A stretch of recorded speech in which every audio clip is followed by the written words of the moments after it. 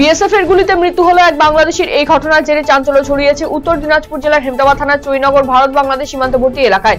মৃত বাংলাদেশি যুবকের নাম পরিচয় জানা যায়নি। বৃহস্পতিবার সকালে বিএসএফ এর পক্ষ থেকে মৃতদেহ উদ্ধার করে কালিয়াগঞ্জ স্টেট জেনারেল হাসপাতালে নিয়ে আসা হয়।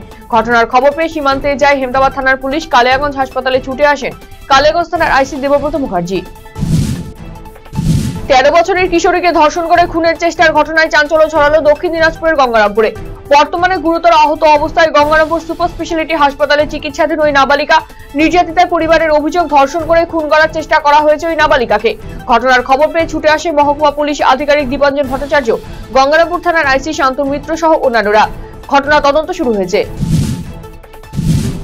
আজ 29 আগস্ট বিদ্রোহী কবি কাজী নজরুল ইসলামের 48তম প্রয়াণ দিবস। যথাযথ শ্রদ্ধার সাথে দিনটিকে পালন করলো রায়গঞ্জ পৌরসভা। এদিন শহরের সুপারমার্কেট সংলগ্ন এলাকায় বিদ্রোহী কবি কাজী নজরুল ইসলামের আবক্ষ মূর্তিতে শ্রদ্ধা নিবেদন করা হয়। উপস্থিত ছিলেন পৌর প্রশাসক সন্দীপ বিশ্বাস সহ অন্যান্য কোঅর্ডিনেটররা। আরজিকর মেডিকেলের নিরাপত্তার দায়িত্বে রয়েছে সিআইএসএফ। এবারে আরো আঁটোসাঁটো করা হলো সিআইএসএফ এর নিরাপত্তা ব্যবস্থা। আরজিকর এমার্জেন্সি বিল্ডিং এবং ওপিডি বিল্ডিং দুই জায়গায় ডিএফএমডি বসলো। এবার এই দুই বিল্ডিং এ প্রবেশ করতে গেলে রোগী এবং তার আত্মীয়দের ডোর ফ্রেম মেটাল ডিটেক্টরের ভেতর দিয়ে প্রবেশ করতে হবে। আপাতত দুই জায়গায় এই ব্যবস্থা বসলো। অন্যান্য রোগী এবং আত্মীয়দের প্রবেশের ক্ষেত্রে বিভিন্ন বিভাগেও এভাবে নিরাপত্তা সুনিশ্চিত করবে কেন্দ্রীয় বাহিনী, এমনটাই সূত্রের খবর। বড়সড় সাফল্য পেল বাগডোগরা থানার সাদা পোশাকের পুলিশ। গোপন সূত্রের ভিত্তিতে বাগডোগরার জঙ্গলি বাবা মন্দির মোড় থেকে ডাকাতির উদ্দেশ্যে জড়ো হওয়া 6 জনকে গ্রেপ্তার করল পুলিশ। বৃহস্পতিবার ধৃতদের শিলিগুড়ি মহকুমা আদালতে পাঠানো হয়। ভারত নেপাল সীমান্তের পানি ট্যাঙ্কি ফ্লাইওভার এলাকায় বুধবার রাতে গোপন সূত্রে খবর পেয়ে অভিযান চালায় এসএসবি। ঘটনায় একটি পিকআপ ভ্যানে তল্লাশি চালিয়ে একটি দেশি পিস্তল উদ্ধার করে এসএসবি। ঘটনায় 4 জনকে আটক করে খড়িবাড়ি পুলিশের হাতে তুলে দেয় এসএসবি।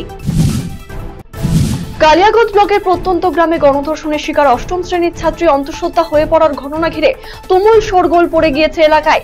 এই ঘটনায় 3 জনের বিরুদ্ধে কালিয়াগঞ্জ থানায় লিখিত অভিযোগ দায়ের করেছেন নির্যাতিতা নাবালিকার পরিবারের লোকেরা। অভিযুক্তদের মধ্যে একজন যুবক এবং বাকি 2 জন কিশোর বলে জানা গিয়েছে। তদন্তে নেমে 3 জন অভিযুক্তের মধ্যে এক কিশোরকে গ্রেপ্তার করেছে পুলিশ।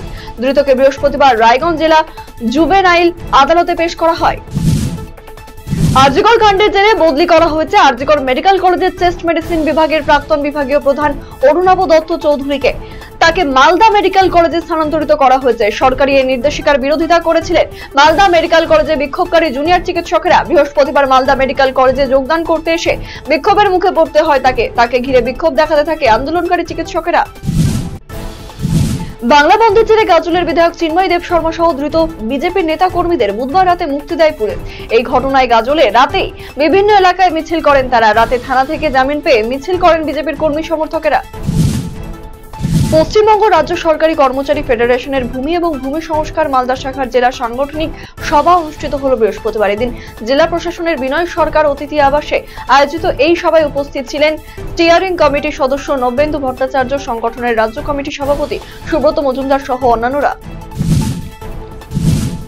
প্রতিবছর সরকারি বেসরকারি উদ্যোগে শ্রদ্ধাপূর্ণ উপায়ে বিদ্রোহী কবির প্রয়াণ দিবস পালিত হয়। তারই অঙ্গ হিসেবে বৃহস্পতিবার উত্তর দিনাজপুর জেলার তথ্য এবং সংস্কৃতি দপ্তরের ব্যবস্থাপনায় রায়গঞ্জের কর্ণচূড়ায় একটি স্মরণ অনুষ্ঠানের আয়োজন করা হয়। সেখানে উপস্থিত ছিলেন জেলা তথ্য এবং সংস্কৃতি আধিকারিক শুভম চক্রবর্তী সহ অন্যান্য প্রশাসনিক কর্মকর্তারা।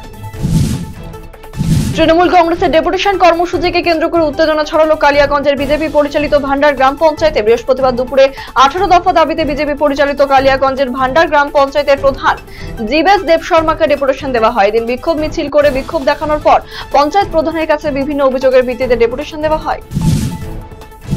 দক্ষিণ দিনাজপুরের বংশিয়ারি থানা এলাকায় 5ম শ্রেণীর এক ছাত্রীকে ধর্ষণ করে খুনের চেষ্টার ঘটনায় অভিযুক্ত যুবককে গ্রেপ্তার করল বংশিয়ারি থানার পুলিশ। বৃহস্পতিবার ধৃতকে তোলা হয় গঙ্গারামপুর মহকুমা আদালতে।